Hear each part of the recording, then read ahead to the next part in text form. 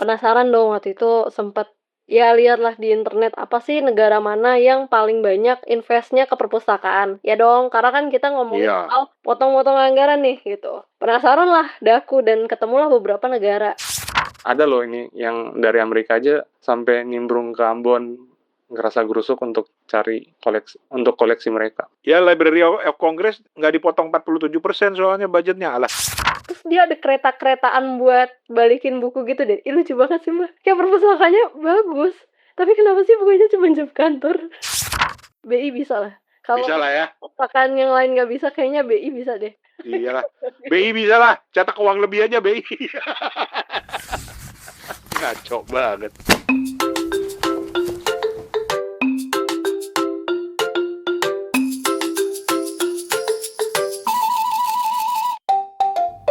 Assalamualaikum teman-teman, Rane di sini. Ini adalah episode lanjutan dari obrolan minggu lalu atau episode sebelumnya mengenai perpustakaan di Indonesia. Masih bareng Alia Putri dan Steven, kita bakal ngobrolin banyak hal lagi.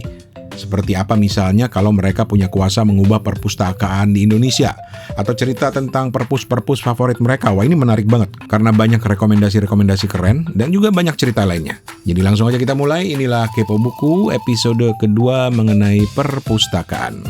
Selamat mendengarkan. Duer.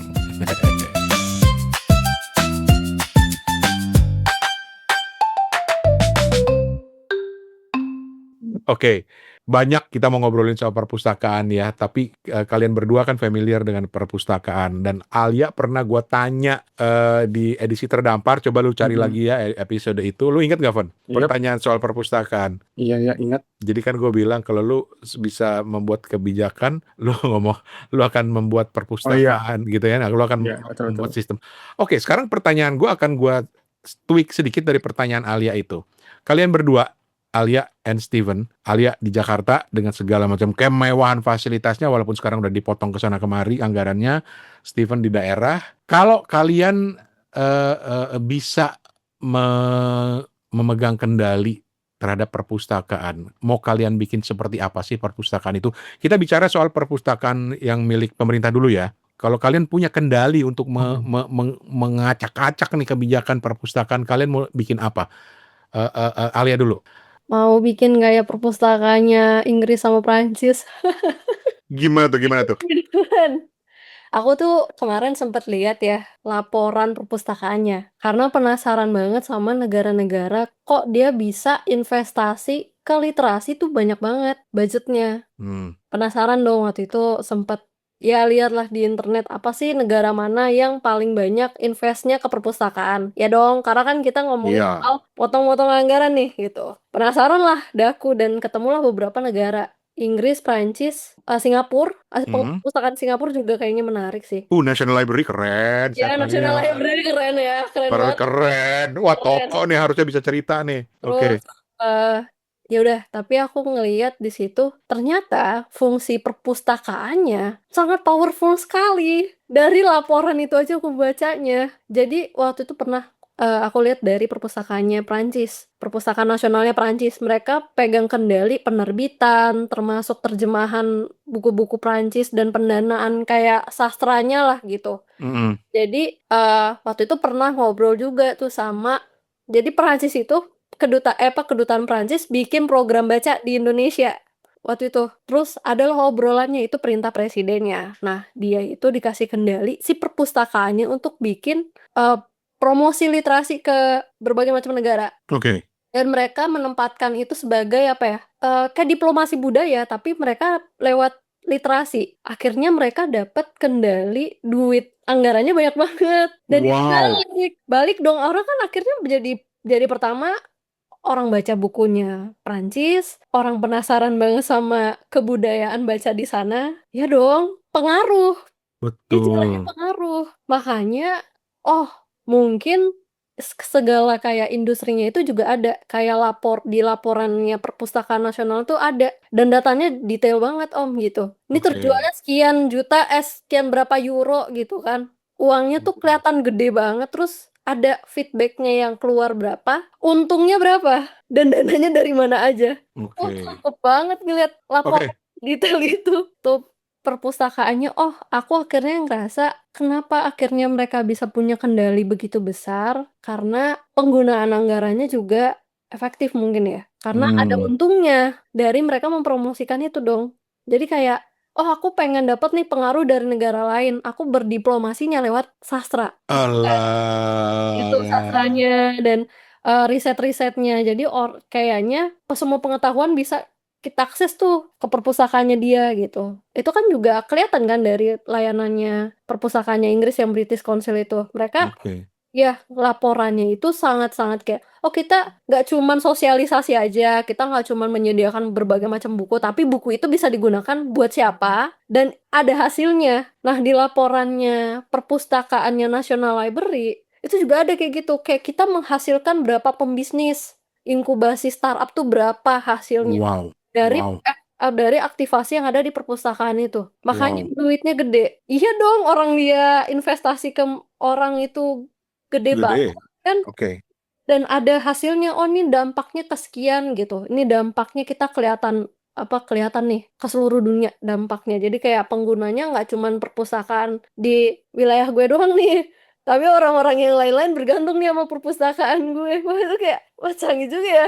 Ya jadinya populer kan naskah-naskahnya, terus juga ngeliat industri literasinya juga yang ada di laporannya situ. Nah aku tuh kayak mikir, apakah mungkin yang menjadikan alasan kenapa anggaran mereka besar, karena mereka ngasih impact-nya gede banget ke dunia ini. Kan semua orang jadi sorotannya ke perpustakaannya dia gitu kan. Iya sih, Karena betul dengan sih. perpustakaannya itu ya. Make sense. Make sense banget. Oh iya, kayak aku mau dealing nih sama negara lain, tapi aku akan promosi budaya juga deh gitu. Tapi budayanya aku buku-buku. Libatin deh Iya. perpustakaan gitu ya. Iya, kayak ya iyalah jelas banget dia bisa dikasih dana segede segede itu dan jelas gitu penggunaannya kemana. Dia nggak Oke. cuman kayak bilang, "Oh ini cuma sosialisasi," nggak, tapi kayak, "Oh ini kita menghasilkan inovasi tuh sekian sekian sekian." Oh dia berarti kayak dia menggerakkan si industri-industri juga dong, perekonomian dong, dengan adanya si perpustakaan itu. Oke.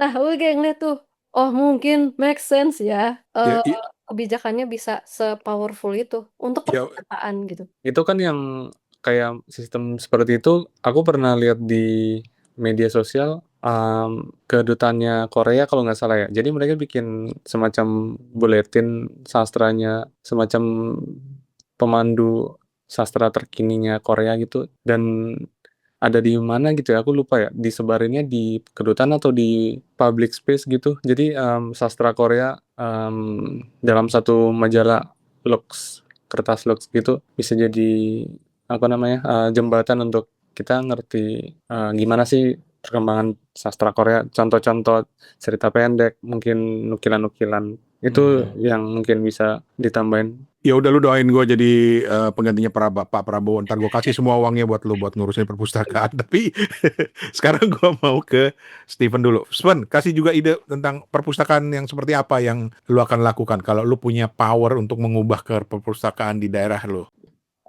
Jadi perpustakaan nasional versi aku ini akan membuat buku-buku cetakan yang lebih murah dan, bisa dijual di bawah harga buku-buku tradisional yang mungkin lagi di pasaran seperti Gramedia gitu. Jadi buku-bukunya relatif lebih mudah dibeli dan gimana caranya itu bisa lebih gampang didapat gitu. Jadi selain harganya murah, bisa lebih aksesibel, ongkirnya tuh ditanggung sama penerbit gitulah. Oke. Jadi nggak cuma sekedar, inovasi di perpus, tapi mungkin gimana sih end product-nya tuh bisa lebih kepegang gitu sama pembaca gitu. Oke. Tapi gue akan tetap geret dulu lah, tarik lu lagi ke daerah lo. Karena kita tahu di setiap daerah itu kebutuhan perpustakaannya ada ya. Dan seneng banget loh gue denger kabar data terbaru yang bilang justru daerah-daerah kayak NTB, NTT, Maluku Utara tuh minat bacanya tinggi gitu loh. Nah, lu mau bikin apa itu perpustakaan gitu loh. Jadi ini aja, jadi, temu penulis setiap minggu. Oh, jadi tempat event. Iya, tempat event. Kita datengin tuh penulis-penulis, keren dari Ambon. Terus Heeh. kalau udah banyak yang, bikin buku, bikin talk show, kita datengin yang dari, tetangga-tetangga dari NTT, dari Bali gitu. Oke, Ya. jangan lupa itu penulis buku kawan terbaik untuk masa depan diundang juga. Oh ya, itu nanti di list sekian. Sekian.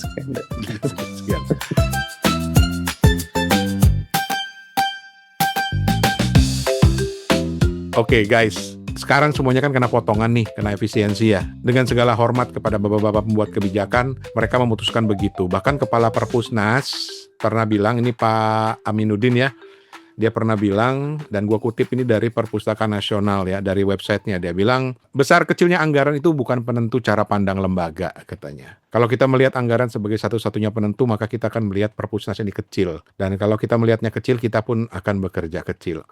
Oke Pak, siap. Nah, sekarang gue mau mengajak lo berdua untuk mikir dari sudut pandang itu. Karena tadi kan udah nggak terbatas nih. Pertanyaan gue sekarang adalah, dengan keterbatasan yang ada sekarang, kalau lo diberi wewenang untuk menjalankan perpustakaan dengan budget yang seperti sekarang ini, hampir 50% lo dipotongnya. Apa yang akan lo lakukan, Alia? Aku buka kolaborasi internasional, bikin jejaring perpustakaan sama perpus-perpus negara lain. Jadi pengennya tuh kayak apa ya? Kalau misalnya kita bikin festival nih, festival internasional Mm-mm, Jakarta, itu kan mm-mm, kurang internasional ya menurutku. mm-mm, Jadi kita nggak pernah nih ketemu sama penulis luar. Contoh Sally Rooney ke Indonesia gitu. mm, mm, mm. Ya, harusnya dia tur dong gitu kan. Nah, yang nyambut Perpusnas dan nanti kerjasamanya sama kedutaannya Irlandia. Contoh. Kenapa kayak Oke. gitu? Karena apa ya, melihat negara-negara lain punya keresahan yang mungkin sama sebenarnya, tapi kita nggak pernah tahu juga kan. Mm-mm, Baliknya di balik layar negara-negara itu gimana. Nah, tapi aku juga ngelihat mereka juga punya kesulitan untuk mengkampanyekan literasi mereka ke wilayah nasional dan daerah. Nah, pintu masuknya dari perpustakaan dong. Kalau misalnya kita concernnya ke layanannya, layanan warga, kan banyak nih penggemarnya Sally Rooney misalnya gitu. Iya. Mau bikin temunya di sono, tapi aku kerja sama internasional nih. Ininya, ngobrol-ngobrolnya, pas Di, segala di, di, macam gitu. oh, di Perpustakaan Nasional Iya, maksudnya. jadi meet up-nya di situ kan. Jadi balik lagi nih kan karena apa ya, asumsiku anggarannya kita kecil karena mungkin belum ada gebrakan yang bener-bener nggak pernah dia dilakuin sama perpustakaan gitu. Mm-mm. Nah, ini pengen pengen loh ngeliat festival yang agak yang skalanya internasional dan kita juga ngelihat minatnya anak-anak ini cukup besar banget. Kenapa sih nggak dibikin di situ gitu? Perpustakaan Nasional. Ya, dan juga kan ada beberapa kayak macam hibah gitu. Nggak tahu sih ininya gimana, cuman kan itu masih masih bisa lah, karena ngelihat perpustakaan ini kan tidak berdiri sendiri sebenarnya, dan juga banyak jejaring perpustakaan yang ada di daerah, terus juga perpustakaan punya instansi. Kenapa sih nggak kita obrolin dan bergabung aja gitu sebagai sebagai lembaga-lembaga perpustakaan yang kayaknya kurang di iniin deh gitu. Jadi sebagai persatuan perpustakaan kita solid yuk gitu. Bisa nggak Hmm. bikinnya udah nggak mikirin ini kan demi semua perpustakaan ini ya, jadi pengen juga merawat perpus swasta atau perpus yang lainnya. Jadi Ya. pokoknya segala kolaborasi juga deh gitu sama perpustakaannya punya instansi, ya mungkin mereka punya aktivasi juga gitu. Kenapa kita nggak saling ini sih Hmm. maksudnya walaupun kita mikir aku ngelihatnya gini sih biasanya agak sendiri-sendiri gitu berjalannya. Oke. Kan tujuannya sama-sama merawat literasi, kenapa nggak kolaborasi aja gitu? Dan di penghujung hari karena ketika itu menjadi besar, lu kan bisa bawa ya ke Pak Prabowo dan bilang, Pak, nih lihat Pak, gede Pak, impactnya Pak, gitu Pak ya. ini Pak banyak nih gitu kan, nih perpusnya ini. Nah terus kalau misalnya kita mau nama kita bagus kan, bisa tuh dari perpustakaan, powernya di Yoi. situ. Jadi kayak Oke. kan masalahnya apa orang kan nyarinya legacy ya, Ya. image ya gitu. Kenapa enggak saya deh yang maju duluan gitu. Ini dengan kita memperbaiki Hmm. ini Hmm. kerjasama yang kita pengenin itu, yang sama Korea, sama Prancis, sama Inggris, kan mereka duduknya berdasarkan literasi gitu. Iya. Itu kan cerminan perpustakaannya. Kenapa enggak saya ikutan, saya ikutan nimbrung, agak ikut campur misalnya sama perpustakaannya Amerika gitu. Ah, Jadi kan bahasa-bahasa diplomasinya juga saya juga bisa gitu. Nah, diplomasi lewat perbukuan dan perpustakaan gitu iya ya. nih banyak nih impact-nya. Jadi kalau kita kena potong kasihan nih Iya sih. jagat ini. Fen, tambahin ide lagi dong, Fen. Apa, Fen? Aku kayak mau bilang ke Bang Rania sama Kalia kayak kok sekarang ini tuh tentang TBM Taman Baca Masyarakat tuh kayak kurang digaungkan ya, kayak Iya. nggak ada beritanya, nggak ada heboh-hebohnya gitu. Padahal kayaknya sempat di masa-masa kemarin tuh banyak banget TBM, terus banyak banget berita yang naik gitu. Apakah memang TBM-nya juga lagi letoy? Maksudnya lagi kurang kurang inovasi atau gimana gitu? Oke. Kalian mungkin ada informasi kah? Ini menarik sih karena gue baru nyadar loh TBM itu ada di banyak daerah, Taman Bacaan Masyarakat ya. Mm-mm. Itu ada banyak di daerah. Gue nyadar itu gara-gara gue ketemu dengan salah seorang pengurus TBM di Garut kalau nggak tahu di mana gitu, di acaranya Ekraf, acaranya Ekraf yang bagian penerbitan tuh. Wah, Alia tuh kan sering ngobrol sama teman-teman di Ekraf tuh. Harus diajak tuh ya, TBM-nya dibangkitkan lagi dong gitu loh. Gimana lu ya menurut lu ya? Ya, kayaknya sih lebih ke arah aku ngelihatnya kita nggak punya database yang cukup konkret dan Ah, berapa jumlah koleksinya, penggunanya berapa, iya. seluruh jangkauan ininya, terus pemanfaatnya itu kan bukan cuman pengunjung ya, tapi komunitas yang kolaborasi sama kita berapa, kerjasama, yang tadi aku bilang, kerjasama internasional, di tempat saya ada berapa, kalau saya ini semua kepotong, habislah stakeholder-stakeholder saya yang saya rawat ini. Kan Iya. banyak gitu. Tapi aku Nah, nggak lihat datanya ada sih. Jumlah bukunya aja nggak ada. Berapa ya yang tersedia dengan terus TBM ini kan kayak sebenarnya bukan kurang kangkat, tapi lebih ke ini yang mau dia mendaftarkan diri dan ini ngumpulnya kemana? Yang merawat oke. TBM yang ini tuh siapa? Pendataan Oh, kan harusnya ada kan? Aku nggak tahu juga ada sensusnya lah minimal. Nah, tadi makanya aku bilang belajar dari perpustakaan lain, mereka punya data sedetail itu. Jumlah penerbitnya berapa, ininya berapa, terus yang lain-lainnya berapa. Apakah di hmm, Indonesia ada? Kayaknya kalau kita nyari di Google agak susah deh. iya sih. Susah sih nyari komunitas bacanya berapa, jumlah pembaca tuh berapa sih di Indonesia? Penasaran nih.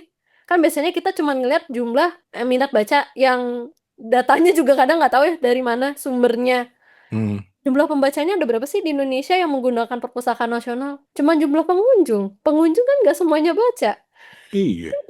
Gue pengen nongkrong doang atau numpang kerja di situ gitu ya. Iya, jumlah pengunjung oke lah, tapi yang menggunakan perpustakaan digitalnya perpus nasional ada berapa user? Yang aktif usernya berapa? Nggak tahu, aku juga nggak pernah lihat laporan sekilasnya itu di mana letaknya. Kan biasanya kan kalau kita angkanya besar kan jadi patokan juga ya. Hmm, hmm. Bener sih. Bener. Ya, ya kan kayak ini ada 10.000 anak-anak sekolah dan mereka semua menggunakan layanan perpustakaan nasional. Kan sama program yang lain kan gitu. Hmm, Ya dengan data-data itu kan kemana gitu. Aku jadi mempertanyakan lagi sebenarnya jadinya nggak kesorot karena dia di bawah naungan siapa? iya sih. Naungan siapa? Apa ada jemput bolanya dari perpustakaan yang itu terus mendata itu? Oh juga nggak tahu itu wewenangnya di bawah siapa. Kan biasanya masyarakat mendaftarkan diri sendiri Hmm, lewat website. Tapi kan nggak semuanya orang tahu tuh ada Hmm. pendataan-pendataan itu. Aku aja kadang nggak tahu survei minat baca tuh nggak masuk surveinya. dari mana gitu ya? Iya, yang ngisi orang yang males baca. Iya, iya, tapi kalau misalnya yang ngisi orang-orang yang bacanya 10 buku sebulan lebih mungkin jadinya kelihatan datanya beda kan? Kan kualitas data tergantung siapa yang ngisi, tapi nggak ada. Tidak data driven. Gimana dong mau bikin kebijakannya? Juga bingung mau ngasih budgetnya berapa kan?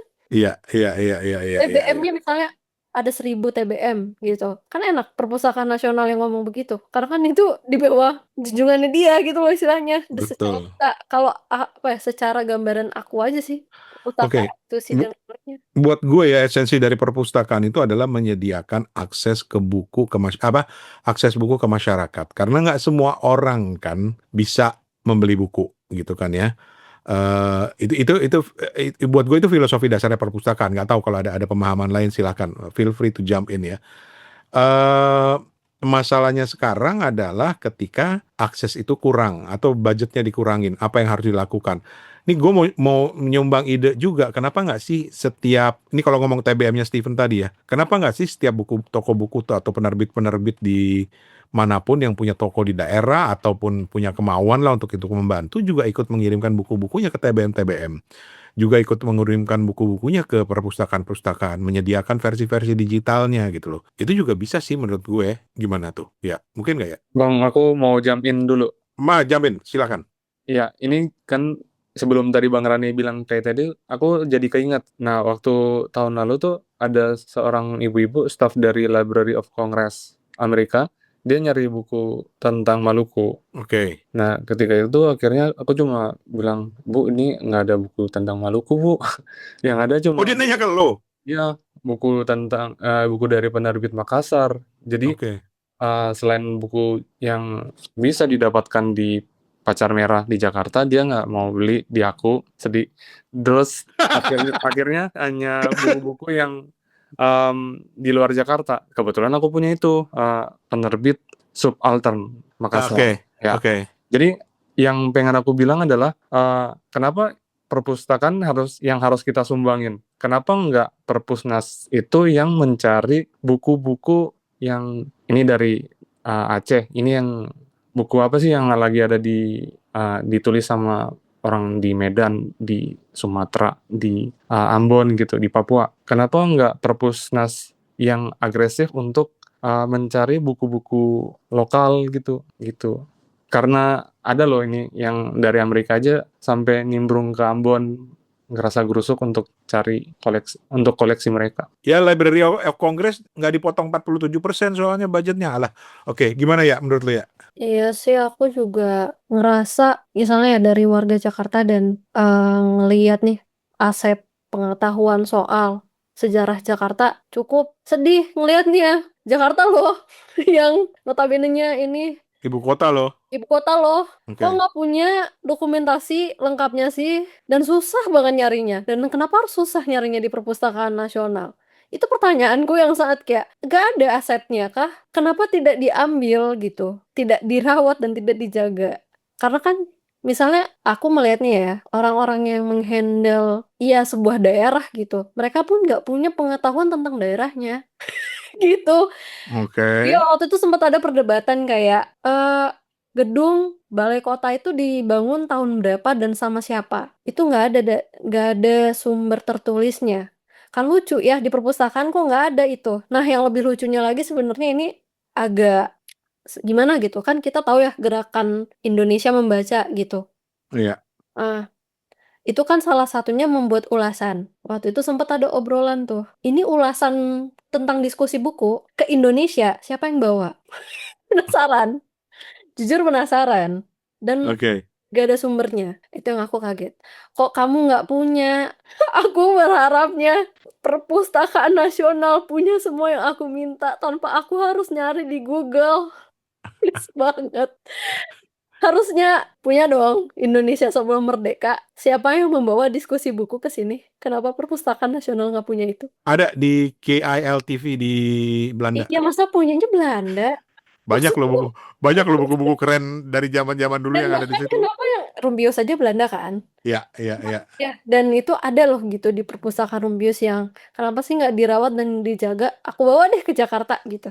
Ah, eh Perawatan preservasinya gitu. Kan dan itu butuh dana gede ya untuk merawat si literatur-literatur yang udah ratusan ribu tahun gitu. Ratusan ribu tahun yang ribuan tahun lalu gitu. Udah beberapa dekade gitu. Itu kan menjadi salah satu alasan aku bisa membuat apa ya? Perawatan si dokumennya gitu, si pengarsipan ini gimana gitu kan. Nah, itu jadi permasalahan juga sih sebenarnya menurutku. Jadinya daerah juga bingung dia mau ngejual apa. Maksudnya menjual potensinya apa, toh juga dia nggak ada pengetahuannya. Kalau iya. misalnya ngeliat ya kayak yang aku ngeliat nih, Jakarta aja gitu. Jakarta punya goals, punya perencanaan menjadi kota perdagangan atau kota global gitu kan. Tapi emang lihat dari sejarahnya dari dulu memang udah diplot seperti itu. Jadi ngelihat potensinya cocok banget dong gitu dengan apa yang mau dilakuin. Yang ini nggak yang cuman ya gimana-gimana gitu. Tapi kan pengetahuan warga-warganya kurang tuh gitu. Nah kan bisa dari buku-buku itu yang masuk ke mereka gitu. Sosialisasi Betul. bisa dari buku-buku itu. Ini buku sejarah nih Jakarta bisa loh gitu kan. Ya jangan sampai nol banget gitu pengetahuannya. Jadi kan makanya orang yang mau kita mikirnya selalu ke dalam ya, ke dalam negeri gitu. Kita nggak mikir orang yang punya ketertarikan tentang Indonesia, tentang Jakarta, atau tentang daerah lain mau nyari sumber itu dari mana? Nggak ada rumahnya. Kesannya kayak homeless. Aduh. Bingung kan? Harusnya kan lengkap ya, semua daerah ada dong di perpustakaan nasional, even yang Indonesia sebelum merdeka gitu. Ya walaupun si perpustakaan nasionalnya baru ada setelah Indonesia merdeka, tapi kan mereka bisa minta dong preservasinya dari Belanda, dirawat gitu. Jangan sampai yang gimana gitu, bukunya kuning-kuning gitu. Iya, penjagaan itu kan butuh biaya kembali lagi, dan itu bisa menjadi apa ya, bahan untuk nggak cuman menarik orang-orang yang di dalam aja, tapi orang-orang yang lain kan kita makanya literasi itu kan ngobrolnya nggak cuman sama orang dalam doang, tapi orang yang internasional nyari tentang Indonesia kemana? Jubirnya siapa? Kita nggak tahu. Kalau perpustakaan nasional nggak tahu apa kabar saya atau apa kabar Kasti. Ya adalah. Saya numpang nulis aja lah di perpustakaan.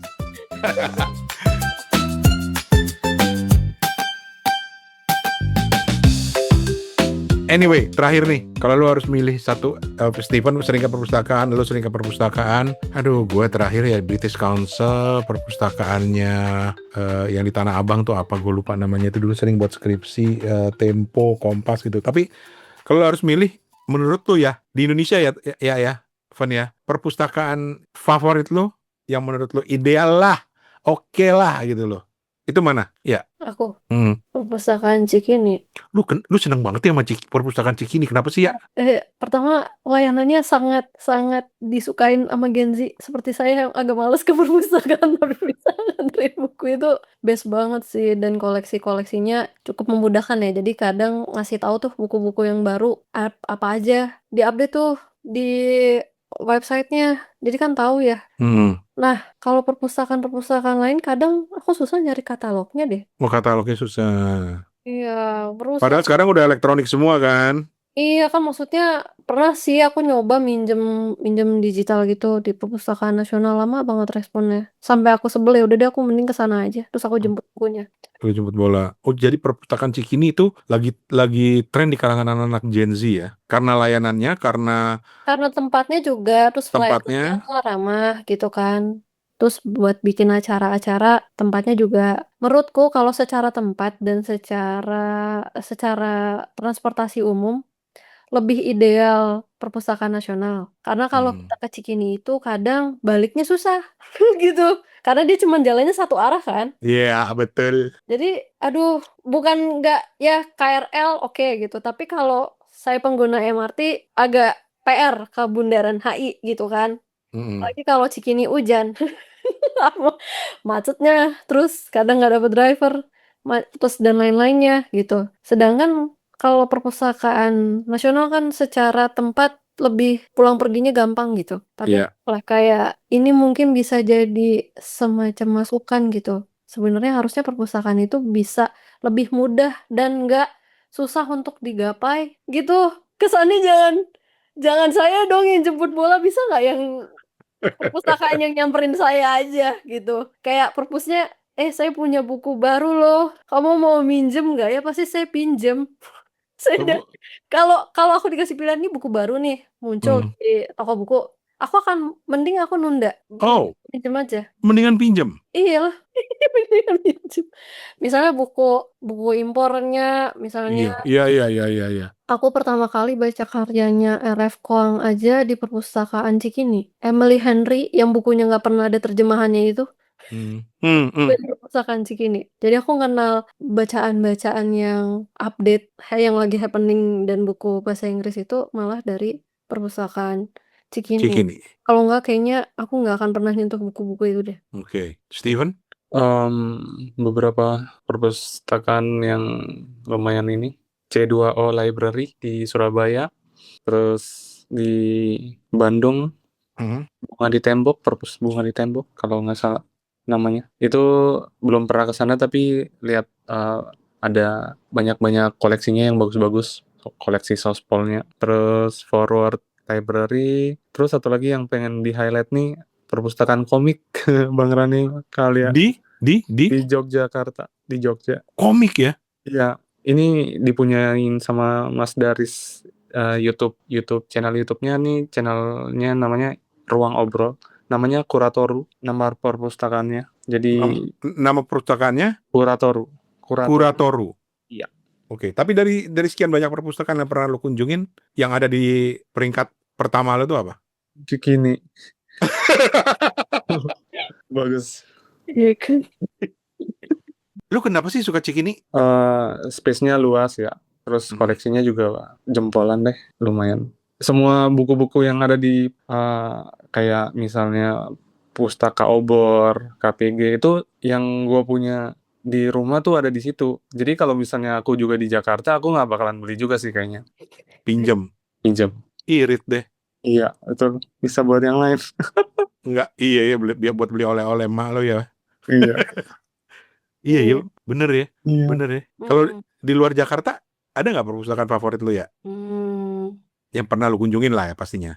Ya, jarang lagi soalnya biasanya tuh ngelihatnya kayak toko buku tapi dia ada campur sama buat perpustakaannya gitu. Kan kadang aku sendiri ngelihatnya, aku tuh alergi debu kan Om. Oke. Jadi aku Nah, PR juga tuh itu kalau ke perpus. iya ke perpus tertentu tuh aku ngelihat kebersihannya, makanya kenapa yang paling di kepala aku dan suka banget itu di Cikini karena aku tidak mencium bau debu di situ. Bener ya. Nggak bersin Om kalau ngelihat bukunya beneran deh. Oke. Ya, kayak bersih sih. Kebersihan itu juga jadi salah satu faktor ininya. Kayaknya mungkin yang aku cukup amazed tuh perpustakaan BI yang di Ambon, yang kecil banget itu. Oh iya. Iya, itu kataku ya, kan dia pernah cerita, aku insecure Kak, karena koleksinya nggak kayak Jakarta. Ya tapi kan kamu di Ambon, ini salah satunya Ambon yang menurutku kayaknya bersih dan kuncering banget tuh perpustakaannya BI gitu kan. Bisa nggak space-nya kalian diperluas dikit dan kalian mending hire pustakawan deh gitu. Iya bener. Kayaknya kalau aku jadi warga Ambon dan ini kayaknya aku suka banget deh karena buku kalian kayak Gramedia gitu. Yang buku-bukunya kekinian, terus banyak dan juga bersih. Aku cinta kebersihannya. Gue soalnya ngebayangin ya kalau punya instansi negara itu mungkin terkait dengan pekerjaannya. Ternyata nggak juga ya. Kayak BI itu ternyata ada banyak buku-buku umum. Perpustakaan, Departemen Keuangan tuh termasuk bagus loh ke perpustakaannya. Dan aktivitas literasinya juga bagus.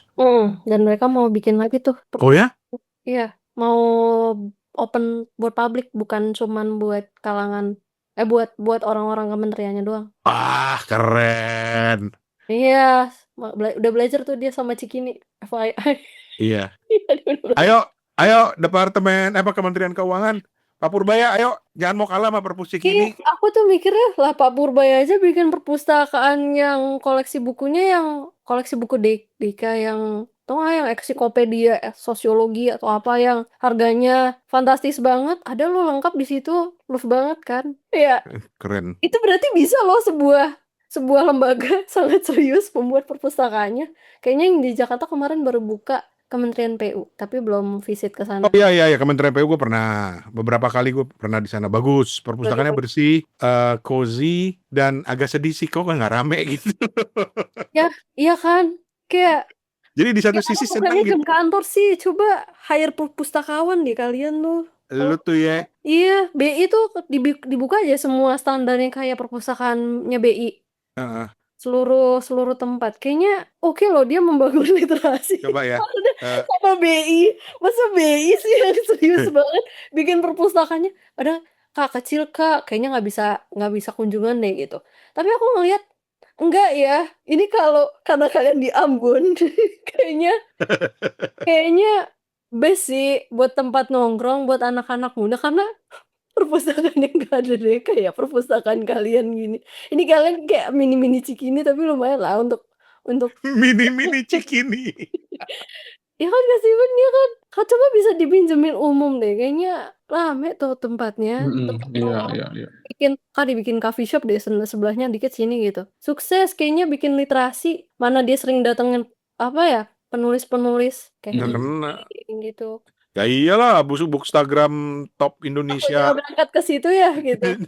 Iya, terus pasti masukan kan terus habis itu kayaknya daerah wisata kalian juga bisa bantuin deh Maksudnya kan turis-turisnya pada bawa buku tuh ke Ambon. Bisa nggak kalian aja yang nyambut itu? Betul. Kayak iya, kayaknya itu deh BI deh. Aku pernah juga ke BI Jabar juga tempatnya. Terus dia ada kereta-keretaan buat balikin buku gitu deh. Ih, lucu banget sih Mbak. Kayak perpustakaannya bagus. Tapi kenapa sih bukunya cuma jam kantor? Kalian buka sampai malam aja. Jadi gini, Alia. Ini jam kantor loh. Nanti kalau di luar jam kantor saya hire nggak bisa minta lembur Alia. Kita minta inilah nambah ini BI bisa lah. Kalau Bisa lah ya. perpustakaan yang lain nggak bisa, kayaknya BI bisa deh. Iyalah. BI bisa lah. Cetak uang lebih aja BI. Ngaco banget. Tapi oke. Aduh, seru banget sih kalau ngomongin perpustakaan. Satu lagi. Zaman gue ya. Perpustakaan kalau zaman gue namanya Kementerian Pendidikan dan Kebudayaan. Di mana? Di Sudirman. Itu bagus zaman gue, nggak tahu sekarang gitu. British Council oke, Kedutaan Perancis oke, tapi British Council paling top sih. Gila, gue masuk perpustakaan British Council tuh kayak bengong banget dulu tuh. Dulu ya, bukan sekarang ya. Apalagi sekarang. Tapi oke, Alia, Steven, thank you banget kita udah ngomongin perpustakaan. Nah, untuk episode ini gue juga mau ngajak teman-teman kepo buku. Kalian punya rekomendasi nggak? Toko perpustakaan apa yang menurut kalian keren dan layak diangkat gitu loh. Kok gue merasa deg-degan ya, jangan-jangan Cikini semua nih. Gitu. Jadi kalian ada ide nggak perpustakaan apa yang menurut kalian keren, bagus di daerah kalian, di tempat kalian, di sekolah kalian? Karena gue tahu di beberapa sekolah swasta, bahkan ada negeri di Jakarta yang perpustakaannya juga keren. Yuk ceritain yuk, sharing ke Kepo Buku, kirim ke komen. Kalau perlu nanti kita ikutan online bareng-bareng. Gitu. Ya wes, kalau gitu kita pamit. Cepat aja deh sebelum tutup ya. Lagi baca buku apa ya sekarang ya? Lagi baca bukunya Uketsu yang Strange Building. Uketsu? Strange Buildings. Apa tuh? Tentang apa tuh? Buku misteri dari Jepang. Oh, Strange Buildings.